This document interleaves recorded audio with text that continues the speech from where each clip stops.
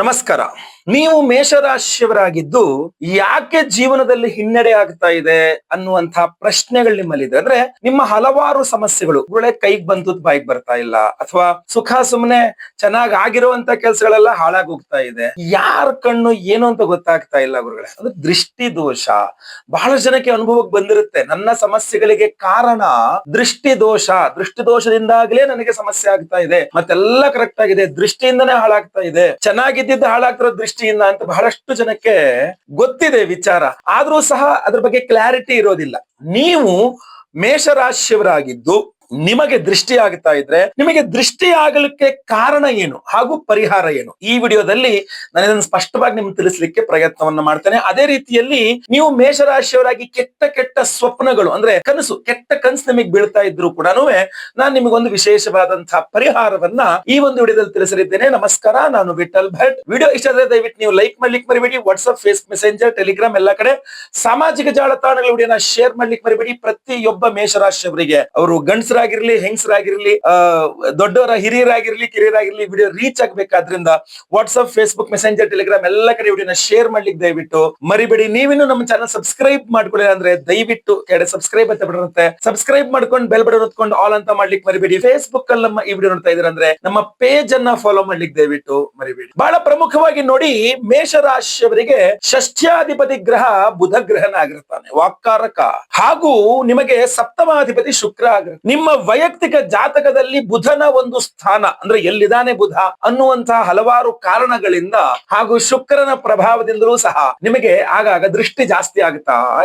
ಈಗ ಮೇಷರಾಶಿಯವರಿಗೆ ಈಗ ಉದಾಹರಣೆಗೆ ಮುಂದಿನ ತಿಂಗಳೇ ಅಂತ ತೆಗೆದುಕೊಳ್ಳಕ್ ಹೋದ್ರೆ, ಫೆಬ್ರವರಿ ಅಂತ ತೆಗೆದುಕೊಳ್ಳಿಕ್ ಹೋದ್ರು ಸಹ ಶುಕ್ರ ಗ್ರಹ ಪರಮೋಚ್ಚ ಸ್ಥಿತಿಯಲ್ಲಿ ವ್ಯಯ 12ನೇ ಮನೆಯಲ್ಲಿ, ಬುಧ ಗ್ರಹನ ಸಂಚಾರವು ಸಹ ನಿಮಗೆ ಕರ್ಮ ಅಥವಾ ಲಾಭ ಸ್ಥಾನ ಈ ರೀತಿಯಲ್ಲಿ ನಮ್ಮ ಬುಧ ಗ್ರಹನ ಸಂಚಾರವು ಸಹ ಎಲ್ಲಿ ಬುಧನ ಪ್ರಭಾವ ಶುಕ್ರನ ಪ್ರಭಾವ ಜಾಸ್ತಿ ಆಗದೆಯೋ ದೃಷ್ಟಿ ಅನ್ನುವಂಥದ್ದು ಸಹ ಜಾಸ್ತಿ ಆಗುತ್ತೆ. ನಿಮ್ಮ ವೈಯಕ್ತಿಕ ಜಾತಕದಲ್ಲೂ ಬುಧನ ಪ್ರಾಮುಖ್ಯತೆ ಬಹಳ ಇಂಪಾರ್ಟೆಂಟ್ ನಿಮ್ಮ ಮೇಲೆ ದೃಷ್ಟಿಯಾಗಿ. ನೀವು ಮೇಷರಾಶಿಯವರಾಗಿದ್ದು ನಿಮ್ಮ ದೃಷ್ಟಿಗೆ ಮೂಲ ಕಾರಣ ಮೊಟ್ಟ ಮೊದಲನೇದಾಗಿ ನಿಮ್ಮ ಮಾತು ಆಗಿರುತ್ತೆ. ಸ್ವಲ್ಪ ಒರಟಾಗಿರುತ್ತೆ, ಮೊಣಚಾಗಿರುತ್ತೆ, ಸ್ಪೀಡ್ ಆಗಿರುತ್ತೆ. ಬಟ್ ನಿಮ್ಮ ಮಾತುಗಳು ಎದುರುಗಡೆ ಇರೋರಿಗೆ ಎಲ್ಲೋ ಒಂದ್ ಕಡೆ ಚುಚ್ಚುತ್ತೆ. ನೀವು ಇದ್ದಿದ್ದಂಗೆ ಹೇಳ್ಬಿಡ್ತೀರಾ, ಬಿಡಿಸಿ ಹೇಳ್ಬಿಡ್ತೀರಾ. ಅಲ್ಲೇ ಡ್ರಾ ಅಲ್ಲೇ ಬಹುಮಾನ ಅನ್ನೋ ಹತ್ರ ಬಿಡಿಸಿ ಹೇಳ್ಬಿಡ್ತೀರಾ, ನೀನೇ ಸರಿ ಇಲ್ಲ, ನೀನ್ ಸರಿ ಇದ್ರೆಲ್ಲ ಸರಿ ಹೋಗ್ತಿತ್ತು ಅನ್ನೋ ತರ.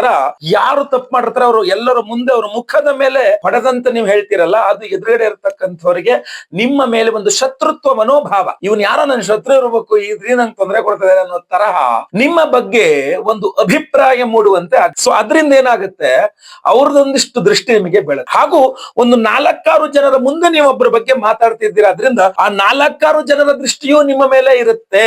ಇವ್ರು ಹೇಳಿದ್ದಾರೆ ಅಂದ್ಮೇಲೆ ಇದು ಸತ್ಯ ಇರ್ಬೋದು, ಇದು ಕರೆಕ್ಟ್, ಹಿಂಗೆ ಅಂದ್ರೆ ನಿಮ್ಮ ಮಾತಿಗೆ ಪ್ರಾಧಾನ್ಯತೆ ಬಂದು ನಿಮ್ಮ ಮೇಲೆ ದೃಷ್ಟಿ ಬಂದಂತೆ. ಎಷ್ಟು ಚೆನ್ನಾಗಿ ಹೇಳ್ತಾರೆ, ಈ ಕರೆಕ್ಟ್ ಇವ್ರು ಹೇಳ್ತಾರೆ, ಇವ್ರು ನಿಮ್ಮೇಲೆ ಗಮನ ಬರ್ತಾರೆ. ಚಕ್ಷುಷೋ ಹೇತೆ, ಮನಸ್ಸೋ ಹೇತೆ, ವಾಚೋ ಹೇತೆ, ಬ್ರಹ್ಮಣೋ ಹೇತೆ. ಕೆಲವರು ನಿಮ್ಮನ್ನ ನೋಡಿದ್ರೆ ಸಾಕು ನಿಮಗೆ ದೃಷ್ಟಿ ಆಗುತ್ತೆ. ಕೆಲವರು ನಿಮಗೆ ನಿಮ್ಮ ಬಗ್ಗೆ ಯೋಚನೆ ಮಾಡ್ತಾ ಕೂತ್ಕೊಂಡಿರ್ತಾರೆ, ನಿಮಗೆ ದೃಷ್ಟಿ, ಅಯ್ಯೋ ನೀವು ಉದ್ಧಾರ ಆಗ್ಬಿಟ್ರಿ, ಅವ್ರು ಹಾಳಾಗೋದ್ರು, ನಿಮಗೆ ದೃಷ್ಟಿ ಆಗ್ಬಿಡುತ್ತೆ.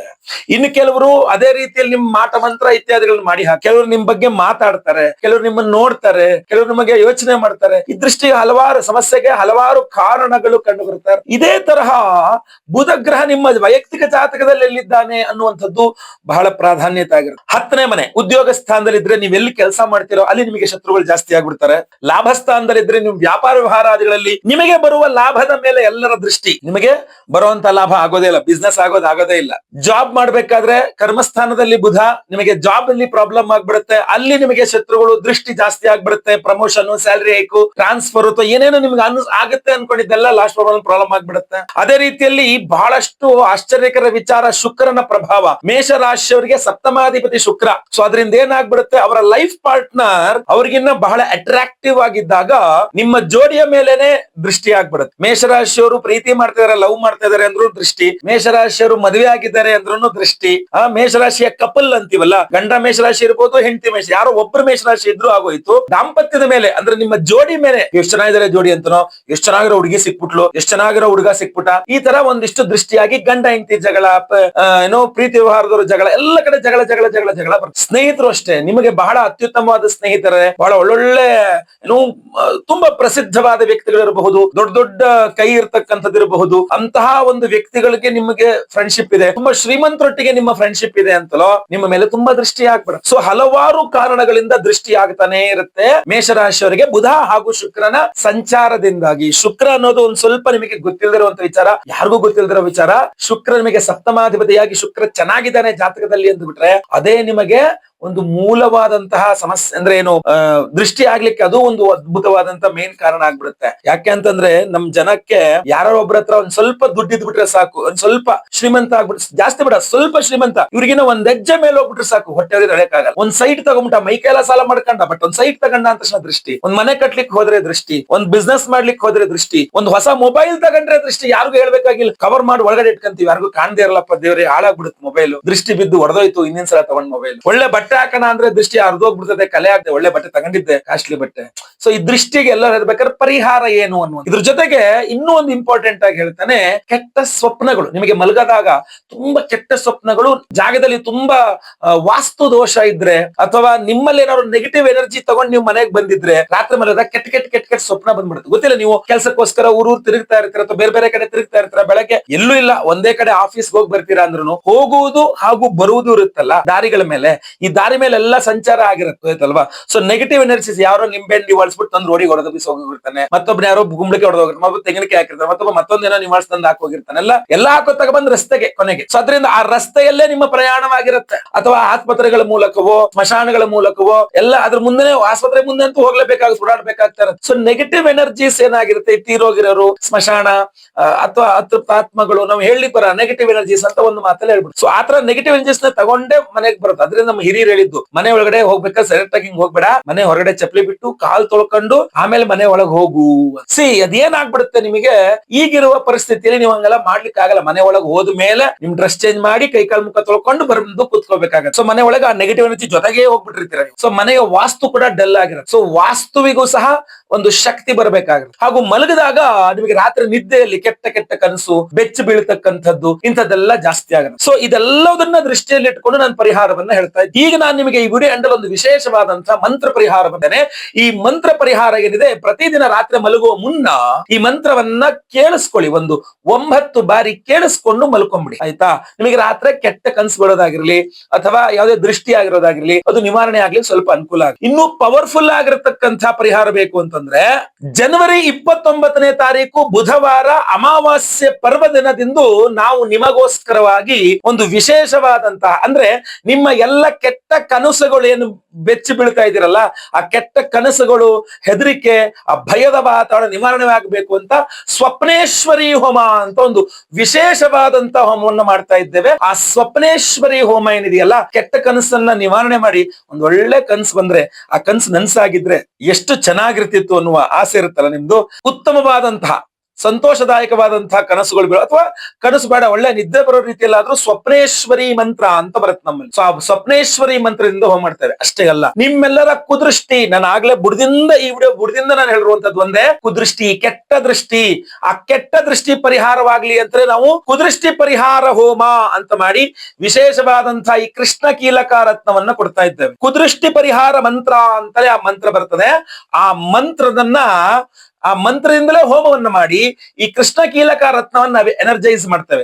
ಸ್ವಪ್ನೇಶ್ವರಿ ಮಂತ್ರ ಹಾಗೂ ಕುದೃಷ್ಟಿ ಪರಿಹಾರ ಮಂತ್ರದಿಂದ ಹೋಮ ಮಾಡಿ ಈ ಒಂದು ವಿಶೇಷವಾದಂತಹ ಕೃಷ್ಣ ಕೀಲಕ ರತ್ನವನ್ನ ಎನರ್ಜೈಸ್ ಮಾಡ್ರಿ. ಬರೀ ಅಷ್ಟೇ ಅಲ್ಲ, ನಾವು ಮಹಾ ವಾಸ್ತು ಶಾಂತಿ ಹೋಮವನ್ನು ಸಹ ಮಾಡ್ತಾ ಇದ್ದೇವೆ. ನಾನು ಆಗ್ಲೇ ಹೇಳಿದೆ, ಒಂದು ಮನೆಯಲ್ಲಿ ಕೆಟ್ಟ ಕೆಟ್ಟ ಕನ್ಸು ಬೀಳ್ತಾ ಇದೆ ಅಂತಂದಾಗ, ಅಥವಾ ಒಂದು ಮನೆಗೆ ಹೋದ ಮೇಲೆ ಬರೀ ಕೆಟ್ಟದಾಗ್ತಾ ಇದೆ, ಮನೆಯಲ್ಲಿ ದುಡ್ಡು ಉಳಿತಾ ಇಲ್ಲ, ಎಷ್ಟು ಸಂಪಾದನೆ ಮಾಡಿದ್ರು ಉಳಿತಾ ಇಲ್ಲ, ಕೆಲಸ ಕಳ್ಕೊಳ್ತಾ ಇದ್ದೀನಿ, ಹೊಸ ಕೆಲಸ ಸಿಗ್ತಾ ಇಲ್ಲ, ಬಿಸ್ನೆಸ್ ಆಗ್ತಾ ಇಲ್ಲ, ಮನೆಯಲ್ಲಿ ಶುಭ ಕಾರ್ಯ ಆಗ್ತಾ ಇಲ್ಲ, ಸಾಲಗಳು ತೀರ್ತಾ ಇಲ್ಲ, ಒಳ್ಳೆ ಆರೋಗ್ಯ ಬರ್ತಾ ಇಲ್ಲ, ಮನೆಯ ವಾಸ್ತು ಕೂಡ ಇಂಪಾರ್ಟೆಂಟ್ ಆಗುತ್ತೆ. ಬಾಡಿಗೆ ಮನೆಗಳಲ್ಲಿ ನಾನು ಹೇಳ್ತೇನೆ, ಆದಷ್ಟು ಮನೆ ಖಾಲಿ ಮಾಡಿ ಇನ್ನೊಂದು ಮನೆಗೆ ಹೋಗ್ರಿ ಅಂತ. ಬಟ್ ಇನ್ನೊಂದು ಮನೆಗೆ ಹೋದ್ರು ಕೂಡ ಅಲ್ಲೂ ಅದೇ ಆಗಲ್ಲ ಅನ್ನೋದಕ್ಕೆ ಏನ್ ಗ್ಯಾರಂಟಿ? ಎಲ್ಲ ಕಡೆ ವಾಸ್ತು ಸಮಸ್ಯೆ ಇರುತ್ತಲ್ಲ.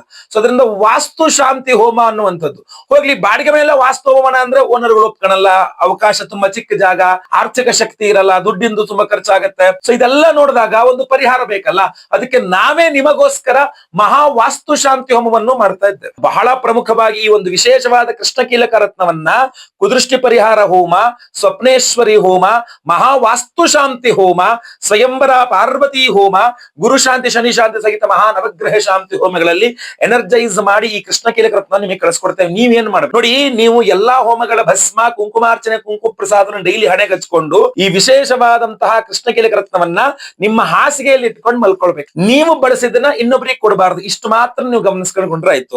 ಇದನ್ನ ತಗೊಂಡು ನಿಮ್ಮ ಹಾಸಿಗೆಯಲ್ಲಿ ನಿಲ್ಸಿಟ್ಕೊಂಡ್ರೆ ಚುಚ್ಚಿಬಿಡುತ್ತೆ, ಅದಕ್ಕೆ ನಾ ಜವಾಬ್ದಾರನಲ್ಲ. ಮತ್ತೆ ಹಿಂಗ್ ಮಲಗಿಸಿ, ಅದನ್ನ ನೀಟಾಗಿ ಹಿಂಗ್ ಮಲಗಿಸಿ, ಇದು ಕೆಳಗಡೆ ಹಾಸಿಗೆ ಇರ್ತದೆ, ಅದ್ರ ಮೇಲೆ ಕೃಷ್ಣ ಕೀಲಕ ರತ್ನ ಇರ್ತದೆ, ಇದ್ರ ಮೇಲೆ ಮತ್ತೆ ಹಾಸಿಗೆ ಹಾಸ್ಕೋಬಹುದು. ಒಂದು ಲೇಯರ್ ಚಾದ್ರ ಏನಾರು ಇಟ್ಕೊಳ್ಬಹುದು ನೀವು, ಆಯ್ತಾ. ರಗ್ ಬೆಡ್ ಶೀಟ್ ಇದ್ರ ಮೇಲೆ ಒಂದು ಇದು ಬರ್ಬೋದು, ಪರವಾಗಿಲ್ಲ. ಅಥವಾ ದಿಂಬಿನ ಕೆಳಗಡೆ ಇಟ್ಕೊಂಡ್ರು ಆಗತ್ತೆ, ಆಯ್ತಾ. ಇದನ್ನ ನೀವು ಇದ್ರ ಮೇಲೆ ನೀವು ಹಿಂಗ್ ಮಲ್ಕೊಂಡಾಗ ಏನಾಗುತ್ತೆ, ರಾತ್ರಿಯಿಂದ ಬೆಳಗ್ಗೆ ತನಕ ನಿಮ್ಮ ಬಾಡಿಯಲ್ಲಿರುವಂತ ಎಲ್ಲಾ ನೆಗೆಟಿವ್ ಎನರ್ಜೀಸ್ ನಿವಾರಣೆ ಮಾಡುತ್ತೆ. ಆರಾ ಅಂತೀವಿ, ಆರಾ ಕ್ಲೆನ್ಸಿಂಗ್ ಅಂತ. ಸೂಕ್ಷ್ಮ ಶರೀರ ಅಂತ ಇರುತ್ತೆ, ಇದು ಮಾಮೂಲಿ ಶರೀರ. ಇದ್ರ ಮೇಲೆ ಮತ್ತೆ ಪುನಃ ನಿಮ್ಗೆ ಸೂಕ್ಷ್ಮ ಶರೀರ ಅಂತ ಇರುತ್ತೆ. ಯಾವಾಗ ಸೂಕ್ಷ್ಮ ಶರೀರ ಡಿಸ್ಟರ್ಬ್ ಆಗುತ್ತೆ, ಅವಾಗ ನಮಗೆ ನೆಗೆಟಿವ್ ಎನರ್ಜೀಸ್ ಜಾಸ್ತಿ ಬರುತ್ತೆ. ನೀವು ಹೊರಗಡೆ ಹೋದಾಗ, ಹೊರಗಡೆ ಎಲ್ಲ ಓಡಾಡ್ಬೇಕಾದ್ರೆ, ಅಥವಾ ಲೇಡೀಸ್ ಒಂದು ಪೀರಿಯಡ್ಸ್ ಟೈಮ್ ಅಲ್ಲಿ ಇರಬಹುದು, ಅವಾಗೆಲ್ಲ ಸೂಕ್ಷ್ಮ ಶರೀರ ಡಿಸ್ಟರ್ಬ್ ಆಗಿರುತ್ತೆ. ಹೊರಗಡೆ ಎಲ್ಲ ಸಂಚಾರ ಮಾಡ್ಕೊಂಡು ಬಂದಿರ್ತಾರೆ, ಎಲ್ಲ ನೆಗೆಟಿವ್ ಎನರ್ಜೀಸ್ ಇಟ್ಕೊಂಡಿರುತ್ತೆ. ಅಥವಾ ಪುರುಷರೇ ಆಗಿರ್ಬೋದು, ಗಂಡಸರೇ ಆಗಿರ್ಬೋದು, ಮಕ್ಕಳು ದೊಡ್ಡವರು ಯಾರು ಬೇಕಾರಾಗಿರ್ಬಹುದು, ಹೊರಗಡೆ ಏನೋ ಒಂದು ಭಯ ಪಟ್ರು, ಒಂದು 3 ರಸ್ತೆ ಜಾಗದ ಏನೊಂದು ದಾಟ್ಬಿಟ್ರು, ಮತ್ತೊಂದೇನೋ ಆ ಹೆದರಿಕೆ, ಭಯ ಇರುತ್ತಲ್ಲ, ಅದು ನಿವಾರಣೆ ಮಾಡ್ಬೇಕು. ಆ ನೆಗೆಟಿವ್ ಎನರ್ಜೀಸ್ ಎಲ್ಲ ನಿವಾರಣೆ ಮಾಡ್ಬೇಕು ಅಂದ್ರೆ ರಾತ್ರಿ ಮನೆಗೆ, ಅಂದ್ರೆ ಸಂಜೆ ಎಲ್ಲ ಮುಗಿಸ್ಕೊಂಡು ಮನೆಗೆ ಬರ್ತೀರಾ, ಮಕ್ಕಳು ಟ್ಯೂಷನ್ ಮುಗಿಸ್ಕೊಂಡ್ ಬರ್ತಾರೆ, ಅಥವಾ ಯಜಮಾನರು ಉದ್ಯೋಗದಿಂದ, ಅಂಗಡಿಯಿಂದ ಏನೋ ಬರ್ತಾರೆ, ಕೈಕಾಲು ತೊಳ್ಕೊಂಡು ಒಂದ್ಸಲ ಕೂತ್ಕೊಂಡು ನಾನು ಹೇಳುವಂತ ಈ ವಿಡಿಯೋ ಅಂಡಲ್ಲಿ ಹೇಳುವಂತ ಮಂತ್ರಗಳನ್ನ ಒಂದು 9 ಬಾರಿ ಕೇಳಿಸ್ಕೊಂಡು, ಕೈಕಾಲು ತೊಳ್ಕೊಂಡು ಊಟ ತಿಂಡಿ ಮಾಡ್ಕೊಂಡೆಲ್ಲ ಮಲ್ಕೊಳ್ತಿರಲ್ಲ, ಮಲ್ಕೊಳ್ಳೋ ಮುಂದೆ ಮಂತ್ರ ಕೇಳಿಸ್ಕೊಳ್ತೀರಾ, ಮಂತ್ರ ಕೇಳಿಸ್ಕೊಂಡು ಮಲ್ಕೊಂತಿರಲ್ಲ, ಹಾಸಿಗೆಯಲ್ಲಿ ನೀವು ಇದನ್ನ ಇಟ್ಕೊಳ್ತಕ್ಕಂಥದ್ದು ಅತ್ಯಂತ ಶುಭಪ್ರದವಾಗಿರುತ್ತೆ. ಹಾಸಿಗೆಯಲ್ಲಿ ಈ ಕೃಷ್ಣ ಕೀಲಕ ರತ್ನವನ್ನ ನೀವು ಇಟ್ಕೊಂಡು ಮಲಗಿದಾಗ ಬೆಳಗ್ಗೆ ಒಳಗೆ ನಿಮ್ಮ ಏನು ಎಲ್ಲಾ ನೆಗೆಟಿವ್ ಎನರ್ಜಿ ಆರಾಸ್ ಎಲ್ಲ ಇದಾಗಿರುತ್ತೆ. ಸ್ವಪ್ನೇಶ್ವರಿ ಹೋಮದ ಎನರ್ಜೈಸ್ ಆಗಿರುತ್ತೆ. ಕೆಟ್ಟ ಕನ್ಸುಗಳು ಬೀಳಲ್ಲ, ಬೆಚ್ಚ ಬೀಳೋದಾಗೋದಿಲ್ಲ. ಸೊ ಇದೆಲ್ಲ ಸ್ವಲ್ಪ ನಿಮ್ಗೆ ಅನುಕೂಲ ಆಗುತ್ತೆ. ಇದ್ರ ಜೊತೆಗೆ ಇನ್ನೂ ಪ್ರಮುಖವಾಗಿ ಬೆಳಗ್ಗೆ ಎದ್ದಾಗ ಒಂದು ಫ್ರೆಶ್ ಆಗಿರುತ್ತೆ ಮೈಂಡ್. ಎದ್ದ ಸ್ನಾನ ಮಾಡ್ದ, ದೇವ್ರಿಗೆ ಒಂದು ಪೂಜೆನ ಮಾಡ್ದ, ಸ್ತೋತ್ರ ಇದ್ದ, ಊಟ ಪಠನೆ ಮಾಡ್ಕೊಂಡ ನಿಮ್ಮ ಉದ್ಯೋಗಕ್ಕೋ, ಜಾಬ್ಗೋ, ಅಥವಾ ಬಿಸ್ನೆಸ್ಗೋ, ನಿಮ್ಮ ವ್ಯಾಪಾರ ವ್ಯವಹಾರಗಳು ಇಲ್ಲಿಂದ ನಿಮ್ಮ ಕೆಲಸದ ಮೇಲೆ ನೀವು ಹೋಗ್ಬೋದು. ನಿಮ್ ಕೆಲಸದ ಮೇಲೆ ರಾತ್ರಿ ಎಲ್ಲ ನೆಗೆಟಿವ್ ಎನರ್ಜಿಸ್ ಇದನ್ನ ಸಕ್ ಮಾಡಿರುತ್ತೆ, ಎಲ್ಲ ಫುಲ್ ನಿಮ್ಮ ನೆಗೆಟಿವ್ ಎನರ್ಜಿಸ್ ನಿವಾರಣೆ ಆಗುತ್ತೆ. ಹೋದ ವರ್ಷ ನಾನು ಇದನ್ನ ಕೊಟ್ಟಿದ್ದೆ.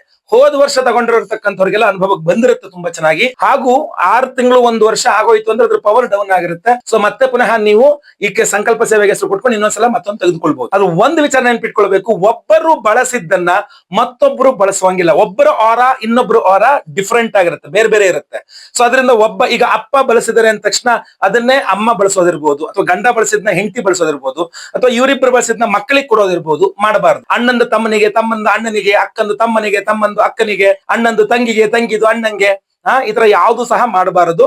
ಒಬ್ರು ಒಂದು ದಿವಸ ರಾತ್ರಿ ಇದ್ರ ಮೇಲೆ ಮಲಗಿದ್ರು ಅಂದ್ರೆ ಅವರ ಆರಾಗೆ ಇದು ಅಟ್ಯಾಚ್ ಆಗ್ಬಿಡುತ್ತೆ. ಸೊ ಅವರ ಆರಾ ಇದೀಗ ಏನು ಸೆಟ್ ಆಗೋದ್ರಿಂದಾಗಿ ಮತ್ತೆ ಇನ್ನೊಬ್ರು ಆರಾ ಆಗಿದ್ರೆ ಡಿಸ್ಟರ್ಬ್ ಆಗುತ್ತೆ, ಅದು ಉಲ್ಟಾ ಆಗ್ಬಿಡುತ್ತೆ. ಸೊ ಅದರಿಂದ ಆಗ್ಬಾರದು ಅಷ್ಟೇ. ಈ ಎಲ್ಲಾ ವಿಶೇಷವಾದಂತಹ ಹೋಮಗಳಿಗೆ ಸಂಕಲ್ಪ ಸೇವೆಗೆ ಹೆಸರು ಕೊಡ್ತಕ್ಕಂಥವ್ರು ಸ್ಕ್ರೀನ್ ಮೇಲೆ ಕಾಣುವಂತ ನಂಬರ್ಗೆ ದಯವಿಟ್ಟು ನಿಮ್ಮ ಹೆಸರು, ಗೋತ್ರ ಗೊತ್ತಿದ್ರೆ ಗೋತ್ರ, ನಕ್ಷತ್ರ ಗೊತ್ತಿದ್ರೆ ನಕ್ಷತ್ರ, ನಿಮ್ಮ ರಾಶಿ ಹಾಗೂ ನಿಮ್ಮ ವಿಳಾಸ ವಾಟ್ಸ್ಆಪ್ ಮಾಡ್ಕೊಳ್ಳಿ. ಲೈವ್ ಅಲ್ಲಿ ನಾವು ನಿಮ್ಮ ಹೆಸರು ಸಂಕಲ್ಪ ಮಾಡ್ತೇವೆ. ನಾನೇ ಖುದ್ದು ಲೈವ್ ಅಲ್ಲಿ ನಿಮ್ಮ ಹೆಸರು ಸಂಕಲ್ಪ ಮಾಡೋದು ನೀವು ನೋಡಬಹುದು ಸಹ ನೀವು. ಅದೇ ರೀತಿಯಲ್ಲಿ ಎಲ್ಲಾ ಹೋಮಗಳು ಸಹ ಲೈವ್ ಅಲ್ಲಿ ಇರುತ್ತೆ. ಎಲ್ಲಾ ಹೋಮಗಳಾಗೋದು ಲೈವ್ ಅಲ್ಲಿ ನೋಡ್ತೀರಾ. ಪ್ರಸಾದ ನಿಮಗೆ ನಾವು ಸ್ಪೀಡ್ ಪೋಸ್ಟ್ ಮೂಲಕ ನಾವು ಕಳಿಸ್ಕೊಟ್ಬಿಡ್ತೇವೆ. ಸೊ ಅದರಿಂದಾಗಿ ಸಂಕಲ್ಪ ಸೇವೆಗೆ ಬೇಗ ಹೆಸರು ಕೊಟ್ಕೊಳ್ಳಿ. ಹಾಗೂ ಈ ವಿಡಿಯೋ ಅಂಡಲ್ ಬರ್ತಕ್ಕಂಥ ಮಂತ್ರವನ್ನು ಸಹ ದಿನ ಕೇಳಿಸ್ಕೊಳ್ತಾ ಇರಿ. ಎಲ್ಲರ ದೃಷ್ಟಿದೋಷ, ಮಾಟಮಂತ್ರ, ಅಥವಾ ಕೆಟ್ಟ ಸ್ವಪ್ನಗಳಿರ್ಬೋದು, ವಾಸ್ತುದೋಷ ಇರಬಹುದು, ಏನೇ ಸಮಸ್ಯೆಗಳಿರ್ಬೋದು, ಅದೆಲ್ಲವೂ ಸಹ ಪರಿಹಾರವಾಗ್ಲಿ, ಒಳ್ಳೇದಾಗ್ಲಿ. ಮುಂದುವರಿದಲ್ಲಿ ಮತ್ತೆ ಪುನಃ ಸಿಗ್ತಾನೆ. ಎಲ್ಲರಿಗೂ ಸಹ ಒಳ್ಳೇದಾಗ್ಲಿ. ಲೋಕ ಸಮಸ್ತ ಸುಖಿನೋ ಭವಂತು. ನಾರಾಯಣ ನಾರಾಯಣ ನಾರಾಯಣ.